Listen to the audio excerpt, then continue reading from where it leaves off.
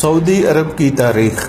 عرب شریف میں 1922 تک ترکی کی حکومت تھی، جسے خلافت عثمانیہ کے نام سے جانا جاتا ہے۔ جب بھی دنیا میں مسلمانوں پر ظلم و ستم ہوتا تھا تو ترکی حکومت اس کا منہ توڑ جواب دیتی تھی۔ امریکہ، برطانیہ، یورپین، نصرانی اور یہودیوں کو اگر سب سے زیادہ خوف تھا تو وہ خلافت عثمانیہ حکومت کا تھا۔ امریکہ یورپ جیسوں کو معلوم تھا کہ جب تک خلافت عثمانیہ ہے ہم مسلمانوں کا کچھ بھی نہیں بگاڑ سکتے۔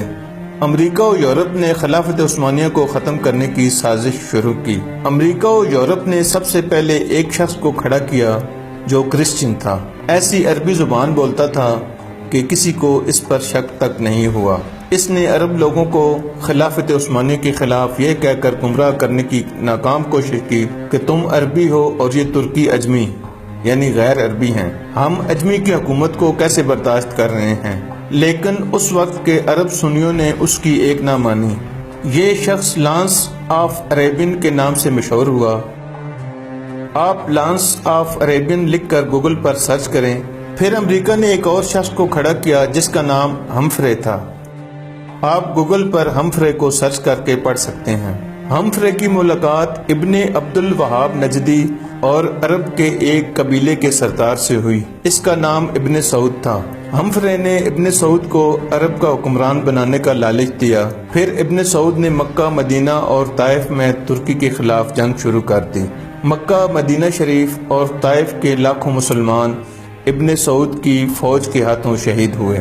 جب ترکی نے دیکھا کہ ابن سعود ہمیں عرب سے نکالنے اور خود عرب پر حکومت کرنے کے لیے مکہ، مدینہ شریف اور طائف کے بے قصور مسلمانوں کو شہید کر رہا ہے، تب ترکی نے عالمی طور پر یہ اعلان کر دیا کہ ہم اس پاک سرزمین پر قتل و غارت پسند نہیں کرتے۔ اس وجہ سے ہم خلافت عثمانیہ کو ختم کر کے اپنے وطن واپس جا رہے ہیں۔ پھر عرب کے مسلمانوں کا زوال شروع ہوا۔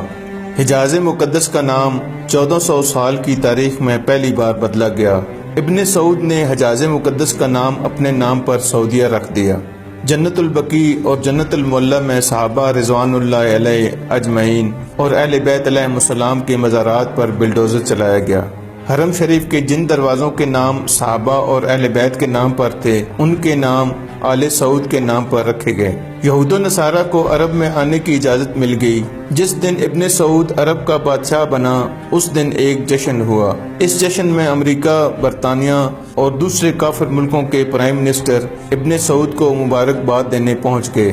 جس عرب کے نام سے یہود و نصارہ کانپتے تھے وہ سعودیہ امریکہ کے اشارے پر ناچنے لگا اور آج بھی رندوں کے ساتھ ناچ رہا ہے۔ یہود و نصارہ کی اس ناپاک سازش کا ذکر کرتے ہوئے علامہ ڈاکٹر محمد اقبال نے اپنے کلام میں لکھا ہے، وہ فاقہ کش جو موت سے ڈرتا نہیں ذرا، روح محمد اس کے دل سے نکال دو، فکر عرب کو دے کر فرنگی تخیلات، اسلام کو حجاز اور یمن سے نکال دو۔